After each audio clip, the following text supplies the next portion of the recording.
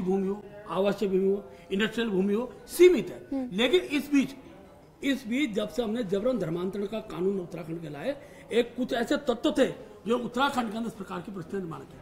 आखिरकार 450 मजारें तोड़ी गई और एक मजार के अंदर भी किसी प्रकार का अवशेष नहीं मिला और ना उन मजारों पर किसी ने अपना अधिकार रखा। कारण क्या है? अगर ये जब किसी खुफिया विभाग से चीजें निकल कर आती है, उसका केवल मजार ही लगभग 55 करीब मंदिर भी टूटे हैं, 2 गुरुद्वारे भी टूटे हैं। आशा ही है कहने का कि आखिरकार हमारे पास सीमित भूमि की रक्षा कौन करेगा? जिम्मेदार कौन है? ये सवाल था मेरा। जिम्मेदार किसे मानते हैं आप? जिम्मेदार मैं कह रहा हूँ ना, जो सरकारें रही, चाहे बीजेपी की हो, कांग्रेस की हो, दोनों। मैं आपको बता दूं, ये सब काम पिछले 5-7 सालों के अंदर इस गति बढ़ी है। नहीं, 15 साल पुरानी भी ऐसी मजारें थी जिनका रजिस्ट्रेशन नहीं था। मजारें भी थी, मंदिर भी थे। मैं फिर बता रहा हूँ कि जिस समय भी बना हो इस राज्य के अंदर, मुख्य रूप से जब से जबरन धर्मांतरण कानून आया, इसकी गति बढ़ी है। आप कह रहे हैं कि उत्तराखंड की डेमोग्राफी बदलने की साजिश हो रही है, उसको लेकर आपकी क्या रणनीति है? और आपने क्या देखा? देवभूमि उत्तराखंड, जहां पर कोई सोच नहीं सकता था कि इतना क्राइम भी होता है, वहां यूसीसी जैसी बात होगी, वहां लैंड जिहाद, वहां लव जिहाद जैसे शब्दों का भी इस्तेमाल करना पड़ेगा। क्या रणनीति? मैंने शुरू में कहा ना कि जब से हमने समान नागरिक संहिता की घोषणा की, हमने जबरन धर्मांतरण कानून लाए, हमने उत्तराखंड आने वाले की पहचान करने की बात की। उत्तराखंड में जब किराए पे रह रहा हो, चाहे, क्योंकि बड़ी संख्या में लोग आते हैं ना भाई, आगे वो केवल धार्मिक यात्रा का केंद्र नहीं है, वो साहसिक यात्रा का केंद्र भी है। डेमोग्राफी कैसे बदल रही है, ये समझना चाह रहे हैं। निश्चित रूप से मैं बता सकता हूँ, बहुत से स्थानों पर ये प्रयास किए गए, ये प्रयास किए गए कि भारत का नागरिक नहीं है, ऐसे बांग्लादेशी जो घुसपैठी है बड़ी संख्या में आने लगे, उसको सरकार ने संज्ञान लिया। ऐसी प्रकार से मजारों के बाकी माध्यम से न जाने कौन तत्व थे, मैं फिर कह रहा हूँ, न जाने कौन तत्व जिस प्रक्रिया को खड़ा कर रहे थे, सरकार ने इसको संज्ञान में लेकर उसको अगर मिटाने का प्रयास किया है, तो मैं कह सकता हूँ देवभूमि के स्वरूप को यथावत रखने में सबसे बड़ा योगदान पुष्कर धामी जी को मिला, और धर्म रक्षक धामी इसलिए उनका नाम मिला। अच्छा, लैंड जिहाद की तो बात हो गई, लव जिहाद भी एक बड़ा मुद्दा है। और उत्तरकाशी के पुरोला में जो हुआ हम सब ने देखा, बड़ा हंगामा यहाँ पर मचा।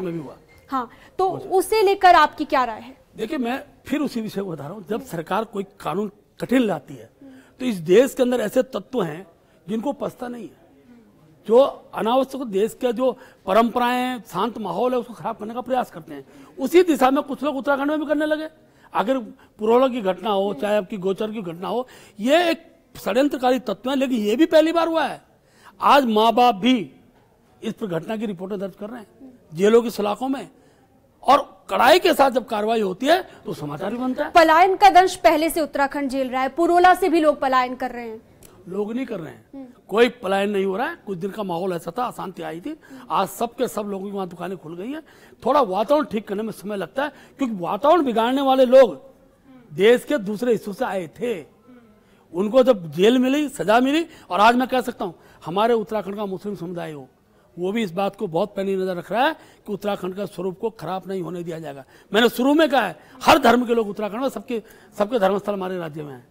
आज लोग कह रहे हैं कि ये जो लव जिहाद जैसी बात है, ये कुछ लोग हैं जो इस्लामिक राष्ट्र का जिक्र करते हैं, चाहे वो सीमाओं के उस पार हो या देश के अंदर का एक वर्ग हो, जिसके द्वारा बार बार इस टर्म का यूज किया गया, इस्लामिक राष्ट्र।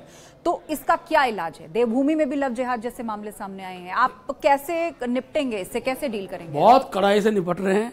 जब से हमारा जबरन धर्मांतरण कानून आया है, इसके अंदर सारी चीजें हमारी इंगित हैं, सब लिखी हुई हैं कि किस प्रकार से अगर जबरन गरीब बेटियों को लालच देकर, आखिर आप जिस बिटिया के पास आप 50,000 रुपये खाते में पैसा डाल रहे हो, तो स्वाभाविक रूप से एक प्रकार का एक प्रलोभन देकर, ये षड्यंत्र, मैंने कहा ना, फिर कह रहा हूँ, बाहरी तत्व जो इस देश के अंदर, भारतवर्ष के अंदर भारत के शांतिपूर्ण माहौल को खराब करना चाहते हैं। क्या अब ये शरारती तत्व बढ़ गए हैं? क्योंकि देखो 12 दिन में 5 मामले लव जिहाद के सामने आते हैं। मैं फिर कह रहा हूँ, जब ये चीजें बढ़ी हैं तो बहुत कार्रवाई हुई, और 500 के 500 जेल की सलाखों के अंदर, पहली बार हो रहा है। केदारनाथ में अभी हाल ही में एक कपल का वीडियो काफी ज्यादा वायरल हुआ था, शायद आपने भी देखा होगा, जिसको लेकर साधु संत विरोध कर रहे हैं, कुछ लोग समर्थन कर रहे हैं। आपके क्या विचार? 2 विषय थे। पहले वाला विषय अलग प्रकार का था, अब का विषय अलग प्रकार का है। धार्मिक स्थल पर एक पति अपनी पत्नी के मांग में अगर सिंदूर भर रहा है, तो मैं उस पर बहुत प्रतिक्रिया देने की स्थिति में नहीं हूँ, क्योंकि आखिरकार अनेकों हमारे उत्तराखंड अनेकों धार्मिक स्थल ऐसे हैं जहाँ पर शादी विवाह होता है। अनेकों ऐसे मठ, ऐसे मंदिर हैं जहाँ आज भी शंकर भगवान का विवाह तो हमारे यहाँ हुआ, वो स्थान है। ऐसे हमारा हरिद्वार के अंदर शांति कुंज है, देश भर की अनेकों बहनों की युवा साथी के वहाँ विवाह होते हैं। तो धार्मिक स्थान में विवाह होना, सिंदूर भरना, ये उस परिप्रेक्ष्य में देखा नहीं जाना चाहिए। ये ठीक है कि अनावश्यक रूप से और इस प्रकार के जो कृत्य करना जिसको कि कम से कम मर्यादा के दायरे से बाहर माना जाता है। अच्छा, मर्यादा क्या है? नी डाउन होकर किसी को रिंग देकर प्रपोज करना अमर्यादित है, मांग भरना मर्यादित है, मर्यादा अमर्यादा ये कौन तय करे? देखिए, बहुत से मंदिरों ने अपना अब ड्रेस कोड तय कर दिया है। अगर मैं मध्य प्रदेश के मंदिर में जाऊं भैरवनाथ जी के, तो स्वाभाविक रूप से धोती और ऊपर का जनेऊ, और वहां बहनों के लिए साड़ी सूट है। तो मंदिर की व्यक्तिगत व्यवस्थाएं हैं। उत्तराखंड में जिस तरीके की भौगोलिक परिस्थितियां हैं उसमें हम देखते हैं कि आपदाएं बहुत आती हैं और बारिश के वक्त समस्या लोगों की बढ़ जाती हैं। उसके लिए सरकार किस तरह से प्लान कर रही है ताकि इस बार अगर कोई आपदा आती है तो एक्टिवली अप्रोच किया जाए? देखिए, हम लोग केवल सुनते थे कि शंकर भगवान की कभी तीसरी आंख खुलती है, तो उसका स्वरूप हमारे सामने है। केदारनाथ की आपदा, दिन में धूप लगी हुई, ऐसा माहौल नहीं। तपोवन की आपदा, वही अचानक परिस्थितियां निर्माण होते हैं। वहां के लोगों के नेचर में है।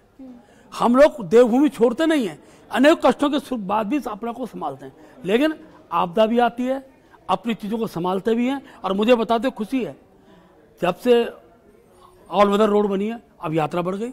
पहली बार हो रहा है, 1.5 2 महीने यात्रा बंद होती थी, सड़कें खुलती नहीं थी। आप लोग गुड गवर्नेंस की बात करते हैं, सरकारी कामकाज और योजनाओं के बूते आप कह रहे हैं कि 24 जीतेंगे, दोबारा जीत करके आए हैं असेंबली इलेक्शंस में, लेकिन ब्यूरोक्रेसी और सरकार, नेताओं के बीच की जो तनातनी है वो भी जग जाहिर है कि दोनों के बीच में अक्सर खटपट की खबरें आती हैं, कोऑर्डिनेशन नहीं है, एक दूसरे की सुनते नहीं है। देखिए, ऐसा नहीं है। कई बार क्या होता है कि हम लोग उत्तर प्रदेश से अलग हुए हैं, तो नेचर चेंज करने में समय लगता है। पुष्कर सिंह धामी ने इस दिशा में कदम बढ़ाया है। धीरे धीरे अब उत्तराखंड कैडर में अनेकों लोग अच्छे IAS PCS आ गए हैं। हम सबसे काम लेना जानते हैं और किसी प्रकार का कोई तनाव, पिछले दिनों आप देखेंगे हमने इसको बहुत कंट्रोल किया है। ये सच बात है, मुझे आपत्ति नहीं है बताने में। ये सच बात है कि ब्यूरोक्रेट्स और राजनीतिक क्षेत्र के कई बार चर्चाओं में, समझने में हेरफेर होता था। आज पुष्कर सिंह धामी जी ने उसको भी कंट्रोल किया है। लेकिन महेंद्र जी, ये भी एक सच्चाई है कि उत्तराखंड के में आज भी कुछ ऐसे गांव हैं जहां पर बेसिक सुविधाएं नहीं है, पानी नहीं है, बिजली नहीं है, सड़क नहीं है। बहन जी, मैं चुनौतीपूर्वक कह सकता हूँ, हर घर नल के बाद अधिकतर घरों में, ठीक है, मैं पहाड़ के घरों की भौगोलिक स्थिति होती है। एक घर यहाँ होगा तो एक घर इससे कम से कम 500 मीटर ऊपर कहीं होगा, आधा किलोमीटर 1 किलोमीटर लगेगा, तो स्वाभाविक बात है समय लगेगा, लेकिन हर घर को पानी मिले एक कड़ाई से लागू हो रहा है। ये प्रधानमंत्री मोदी ने इसको मिलेट ईयर के तौर पर इस पूरे साल को लिया है, पूरे विश्व भर में मिलेट ईयर की तरह मना रहे हैं। श्री अन्न इसको कहा जा रहा है, हेल्थ के लिए से बहुत प्रमोट किया जा रहा है। और उत्तराखंड तो ज्योग्राफिकली देखे तो पहले से ही बहुत रिच है मिलेट में, तो उत्तराखंड का क्या कॉन्ट्रीब्यूशन है, आप लोग क्या कर रहे हैं इसके? देखिए, मैं जिस दिन मोदी श्री अन्न की घोषणा की तो उत्तराखंड का कृषक गदगद हो गया, क्योंकि हमारे यहाँ मोटे अनाज का बहुत बड़ा भंडार है। हमारे यहाँ कोदा है, झंगोरा है, चुलाई है, हमारे तो मुंगरी बोलते हैं, यहाँ मक्की बोलते हैं। ऐसे अनेकों बड़ा ऐसे अनाज है जो उत्तराखंड के अलावा। और सबसे बड़ी बात, हमारे यहाँ ऑर्गेनिक है। हमारे यहाँ कोई ऐसी खादें पड़ जाएं जिसके कारण वो बहुत जल्दी बड़ा उपज में दिखाई दे, ऐसा नहीं है। हम आज भी उसी पद्धति से अपनी उपज करते हैं जो पद्धति मनुष्य के स्वास्थ्य के लिए बहुत लाभकारी होती है। महेंद्र जी, हमारे शो का एक खास सेगमेंट है रैपिड फायर राउंड, जिसमें हम एक नेता का नाम लेंगे, एक शख्सियत का नाम लेंगे, आपको एक लाइन में या एक शब्द में जवाब देना है। प्रधानमंत्री नरेंद्र मोदी। विश्व के मार्गदर्शक। मुख्यमंत्री पुष्कर सिंह धामी। धर्म रक्षक। मुख्यमंत्री योगी आदित्यनाथ। योगी जी मेरे उत्तराखंड की धरोहर है। पूर्व CM त्रिवेंद्र सिंह रावत। त्रिवेंद्र जी हमारे प्रदेश के पूर्व मुख्यमंत्री रहे हैं, मार्गदर्शक। कांग्रेस नेता राहुल गांधी। अब राहुल जी के बारे में मैं टिप्पणी करूं तो इतना ही कहूंगा, देश जो उनको बोलता है मैं भी वो कहूंगा पप्पू। कांग्रेस प्रदेश अध्यक्ष करण माहरा। राजनीति में एक मैं कहूंगा कि सीखने वाले व्यक्ति। हरीश रावत। अपनी बात से मुकरने वाले शख्स। कांग्रेस नेता हरक सिंह रावत। सभी दलों के नेता के रूप में कह सकता हूँ, सभी दलों में रहे रखें। Bulldozer model. हमको जो मार्गदर्शन मिला उत्तर प्रदेश योगी जी से मिला है। ये बुलडोजर मॉडल यूपी का ही है। बुलडोजर बाबा। बुलडोजर बाबा। बहुत धन्यवाद महेंद्र जी, हमारे इस खास शो 3 का तीर का हिस्सा बनने के लिए। आपने बहुत ही बेबाकी से हर उस सवाल का जवाब दिया जो